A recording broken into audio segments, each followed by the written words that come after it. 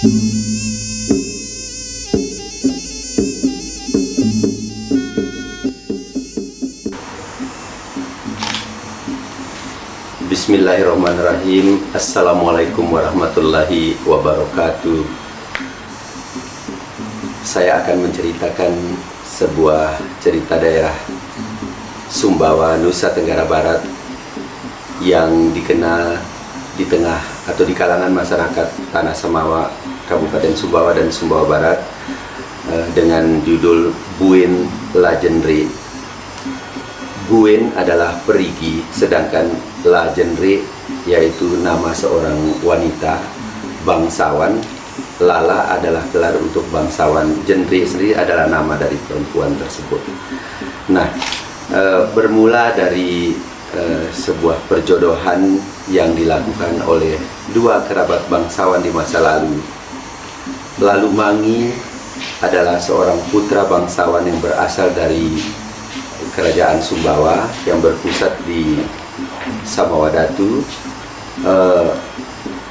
Dia telah dijodohkan oleh orang tuanya dengan seorang wanita cantik berasal dari kalangan bangsawan juga bernama Lala Ila, yang beralamat atau bertempat tinggal di sebuah wilayah di Lantung yang disebut dengan wilayah Lantung.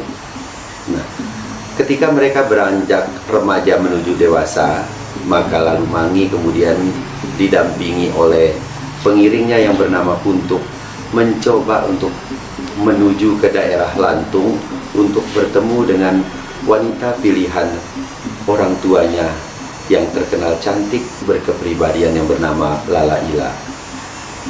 Nah, singkat cerita, sampailah kemudian Lalumangi di desa Lantung. Apa yang pernah diceritakan oleh orang tuanya bahwa Lala Ila adalah seorang gadis cantik, ternyata benar adanya. Seorang gadis yang tekun membantu orang tua, berkepribadian ramah dan berpembawaan sopan, ternyata benar adanya. Sehingga Lalumangi benar-benar jatuh cinta. Pilihan orang tua telah berubah menjadi pilihan dirinya sendiri. Nah, kemudian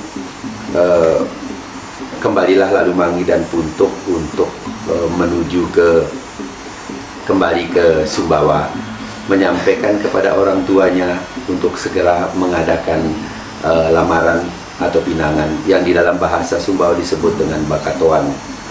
Orang tuanya pun melaksanakan hal yang diinginkan oleh Lalumangi. Nah, kemudian sesudah itu, dalam masa tenggang sebelum terjadinya hubungan pernikahan, ada yang disebut dengan masa badenung, di mana seorang wanita seperti Lala Ila harus menunggu beberapa lama untuk persiapan pernikahan itu sendiri.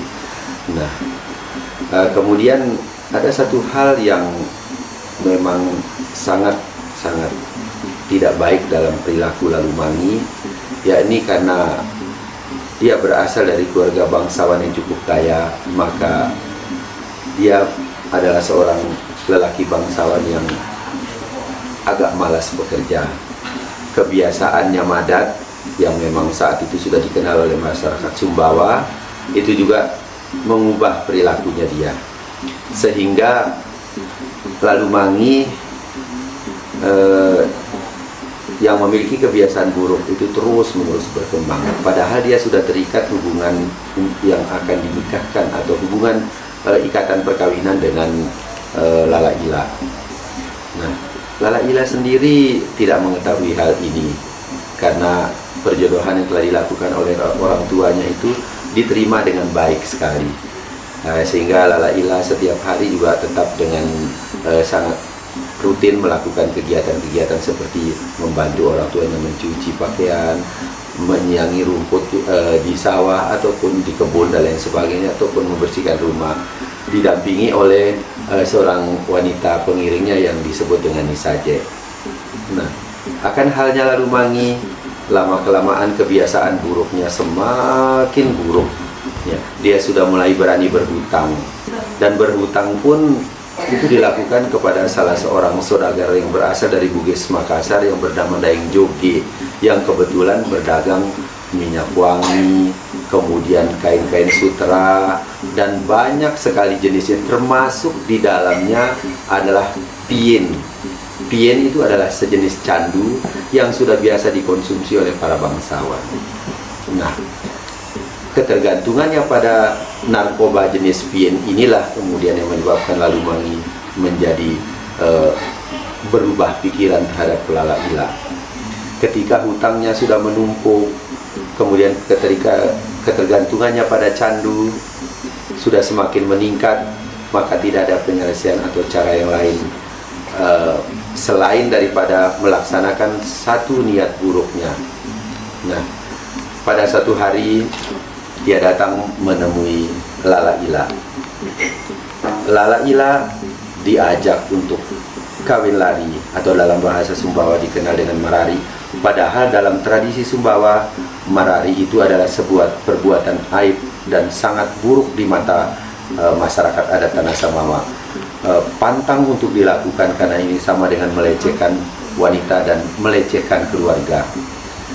Pada satu malam yang sangat kelam, Lala Ila didampingi Nisaja kemudian meninggalkan rumahnya menuju ke sebuah pantai yang telah ditunjukkan oleh Lalumangi.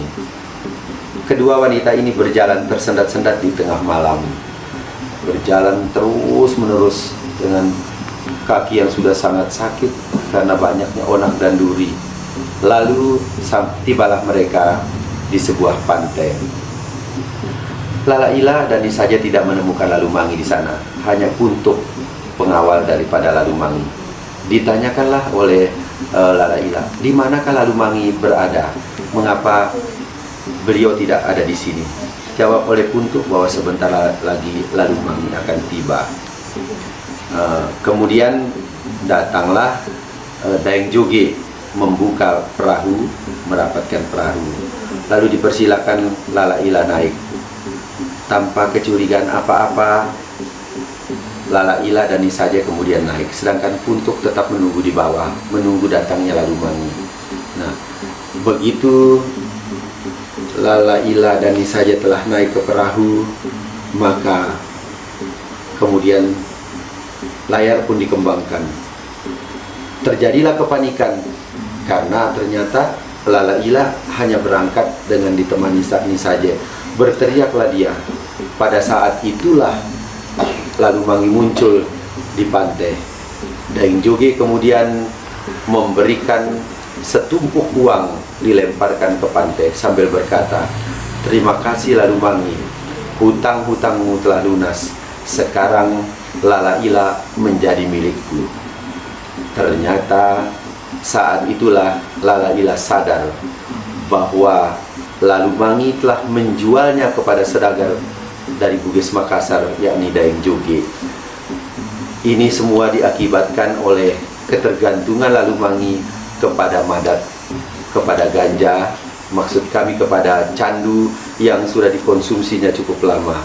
Badannya sudah kering kerontang, dengan hutang yang menumpuk tidak mungkin lagi bisa dilunasi selain daripada menggadaikan calon istrinya Lala Ila kepada Daeng Joge, di mana tempat dia berhutang emas, berhutang minyak wangi, berhutang kain sutra, bahkan berhutang pien atau candu. Lala Ila kemudian menangis menyesali diri, sementara perahu terus berlayar menuju tanah Makassar. Kemudian terdengarlah sebuah lantunan lawas di keheningan malam.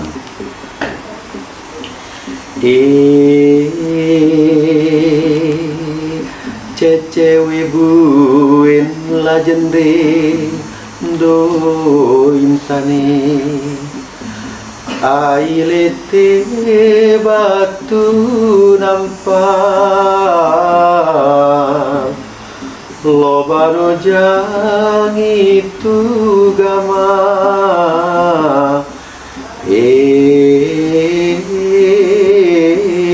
do nantai. Syair tadi atau tembang tadi mengungkapkan tentang kepedihan hati Lala Ila. dia menyampaikan kesedihannya kepada Buen Lajendri, perigi tempat di mana dia sering mandi setiap hari, mandi di Buen Lajendri. Maka kepada Buen itulah kemudian dia menyampaikan kepedihan hatinya. Alkisah perahu pun lenyap di telan keheningan malam. Dan cerita ini menurut tuturan para penutur yang sudah tua-tua di Sumbawa termasuk di Lantung, beberapa tahun kemudian, bahkan setelah puluhan tahun kemudian, ternyata Lala Ila pernah berkunjung ke Lantung bersama suaminya Dayang Joge. Mereka telah hidup rukun sebagai suami istri dan hidup berkecukupan sebagai saudagar kaya di Makassar. Adapun Dayang Joge, karena ketergantungannya pada Pien, penyakitnya semakin menggerogoti tubuhnya dan dia pun meninggal dalam keadaan sakit. Barangkali itu saja cerita yang bisa kami sampaikan. Ada banyak hikmah di dalamnya, bahwa memang minuman keras, narkoba yang diharamkan oleh agama, norma-norma kesusilaan memang selalu membawa dampak buruk dalam kehidupan manusia dan masyarakat. Oleh karena itulah maka barangkali kita harus menghindari yang namanya minuman keras maupun narkoba dan berbagai jenis lainnya yang akan menyengsarakan hidup kita. Terima kasih. Wassalamualaikum warahmatullahi wabarakatuh.